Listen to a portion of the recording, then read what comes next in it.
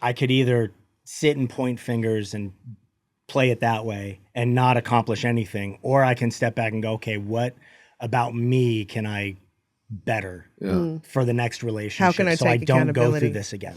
Yeah. So 5 dates for a kiss. Ooh. Yeah. How, what, was it just because the conversations were so rich and anticipatory, or like what It just was... it wasn't about that. It was, I mean, we were meeting for breakfast and for lunch, and we would end up getting into these 4-5 hour conversations about stuff. Who made the first move on the kiss? I did. You did. Yeah. Yeah. And then how long before, like, did you guys define the relationship like No, what point? Because like it's different than as we get older, I think too, and we've had relationships. You're like less. Do you want to be my girlfriend? It's more of a yeah, right. it's just Like sort of a mutual. How did you guys understanding. kind of feel out each other's mutual interest? That's a really great question, because for us it was more about not labeling. For me, we came from 2 very different places into this relationship. I had been ready and looking for this for a long time, waiting for that right moment and person and feeling to come along. Whereas Bri was just getting out of something that was very big and very long term, and there's a lot of healing to go through with that. With you 2 getting pregnant, how did you communicate that to Megan? Was that weird? How did you guys do that? I think the kids told Megan before we got a chance the kids. to. Yeah. Yeah, they were super excited, and she, of course, reached out and congratulated us. Yeah. That's awesome. The kids were so excited when we told them, and We've which been was really, also we've amazing. been really So lucky with lucky. the kids, Yeah. with the whole relationship from the very start. They've been very, very loving and open with Sharna, and there hasn't really been any friction at all, or anything that you could assume might go wrong didn't go wrong, and that was across the board. I mean, the kids were great, but just people in general, friends, family, public that have watched our careers that could have been so judgmental and said just didn't, and everybody was very welcoming and very loving of the pairing of the 2 of us together.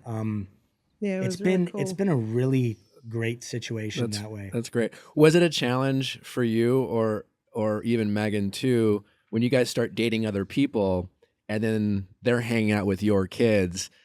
I can imagine there's like you know, this person my ex is dating. Is that something you had to get comfortable with, or like, you know, with Machine Gun Kelly and or things like that, or Megan with Sharna? Like, how do you? Is that just like trusting your ex to know that they're going to be with that person, and you just like, how is that? Because it can be a very honestly, there's not challenge. much that you can do about it. Okay, it's the person that Megan chooses to be with, and the life that she chooses to lead, and wherever, you know, she chooses to go. There aren't many things that I really have control over, nor do I want to have control over them. I want my kids to have their life with their mom, and I want their mom to be happy. And they're not in any sort of danger at this point. So it's, what am I possibly going to step in and try and interrupt some, you know, thing that's happening? yeah. And because And my idea may not necessarily be any better than hers. You know, it's my approach may not be. I don't try and pretend like I've got some better concept of parenting than she does. I mean, we're equal parents. For me, after we'd been dating for about, was it 5 months, 4 or 5 months, when I asked, I was like, "Can I get Megan's number? I'd love to text her." Oh yeah. And we had this passing moment. We were both at the same restaurant, and we oddly made eye contact for a brief moment. And I was like, this is not the place for us to meet for the first time. And after that, I was like, right, I bumped into Megan. I definitely made eye contact. Whether she recognized me or not, I don't know. But I would love to reach out to her and say, hey, I'm around your kids all the time. If you ever want to know anything about me, or if you ever want to get coffee, let me know. They're amazing kids. I love them. And if there's any way I can support in, you know, being a part of this situation, let me know. And I think she really appreciated that. She said thank you. And she's thanked me for being great with her kids too. I need help responding to my ex-boyfriend about co-parenting our dog. Oh, tough. So are you guys sharing custody of the dog now at this point?